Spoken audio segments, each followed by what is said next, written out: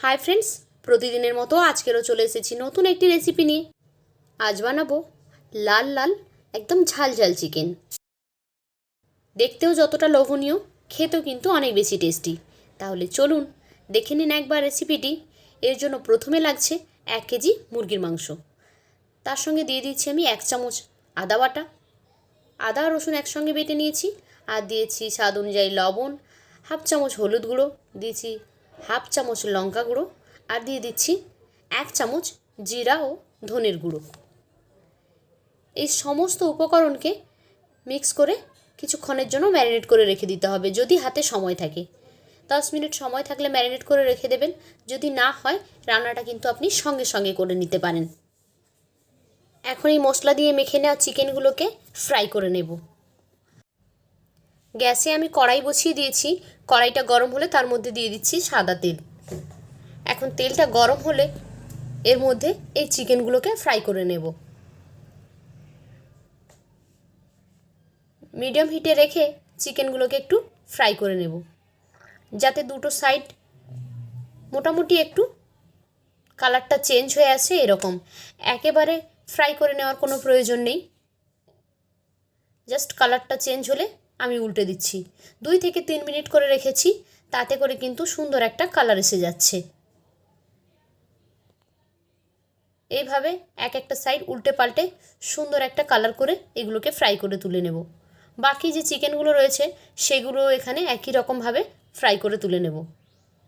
দেখেছেন চিকেনের কালারটা কেমন? এভাবেই কিন্তু তুলে নিতে হবে। আর এই পর্যায়ে আমি একটা মশলা বানিয়ে নেব। তার জন্য আমি একটি মিক্সিং বোল নিয়েছি।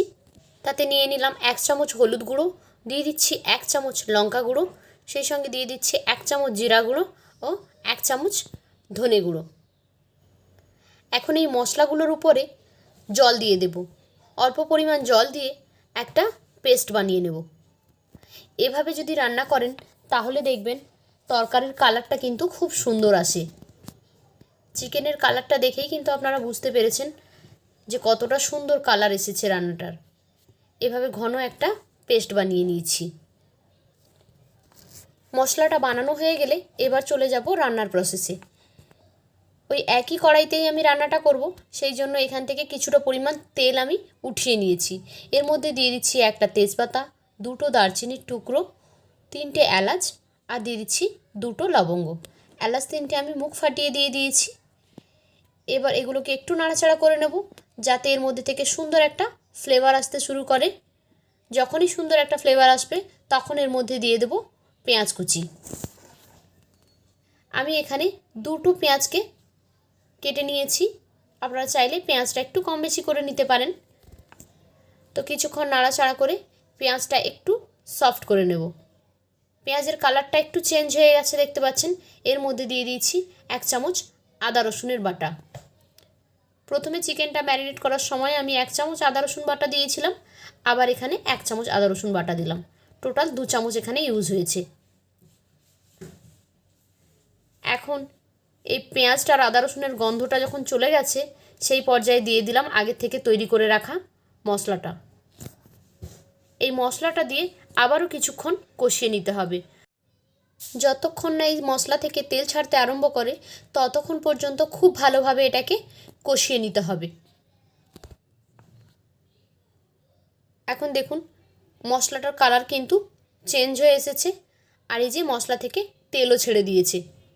এইবার আগে থেকে ফ্রাই করে রাখা চিকেনগুলো এর মধ্যে দিয়ে দিলাম। মশলাটাও কষানো হয়ে গেছে আর চিকেনটাও আগে থেকে ফ্রাই করা আছে, সেই জন্য খুব বেশি সময় কিন্তু এখানে কষাতে লাগবে না। অল্প সময় একটু নাড়াচাড়া করে জল দিয়ে দিলেই হবে। এই যে অল্প সময় আমি একটু কষিয়ে নিয়েছি। এই পর্যায়ে কিন্তু স্বাদ অনুযায়ী লবণ আমি দিয়ে দিয়েছি, কারণ লবণ আমি চিকেনে দিয়েছিলাম। তাই যদি প্রয়োজন হয় তাহলে এখানে ইউজ করবেন, যদি না হয় তাহলে দেওয়ার দরকার নেই। এখন এখানে আমি জল দিয়ে দিচ্ছি। অল্প পরিমাণ জল দিতে হবে, যেহেতু আগে থেকে চিকেনটা ফ্রাই করা আছে তাই রান্না হতে খুব বেশি সময় লাগবে না। মিডিয়াম হিটে 8 থেকে 10 মিনিট মতো এই চিকেনটাকে আমি রান্না করে নেব। ফিরে এলাম প্রায় 10 মিনিট মতো পরে। এই যে দেখুন গ্রেভিটা ঘন হয়ে গেছে, রান্নাটা আমার একেবারেই কমপ্লিট হয়ে গেছে। রান্নার কালারটা দেখে বুঝতে পারছেন কতটা সুন্দর হয়েছে। তো রেডি হয়ে গেল আমাদের চিকেন রেসিপি। কেমন লাগলো আপনাদের কাছে আজকের আমার এই রেসিপি? যদি ভালো লেগে থাকে তাহলে লাইক, কমেন্ট অ্যান্ড শেয়ার করবেন।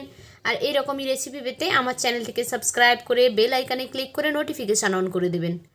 তাহলে যখনই আমি কোনো নতুন ভিডিও আপলোড করব সেই ভিডিওর নোটিফিকেশান সবার আগে পৌঁছে যাবে আপনাদের ফোনে। তো আজকের মতো এই পর্যন্ত। ফিরে আসবো আবারও আগামীকাল নতুন একটি ভিডিও নিয়ে। ততক্ষণ সবাই ভালো থাকুন। টাটা।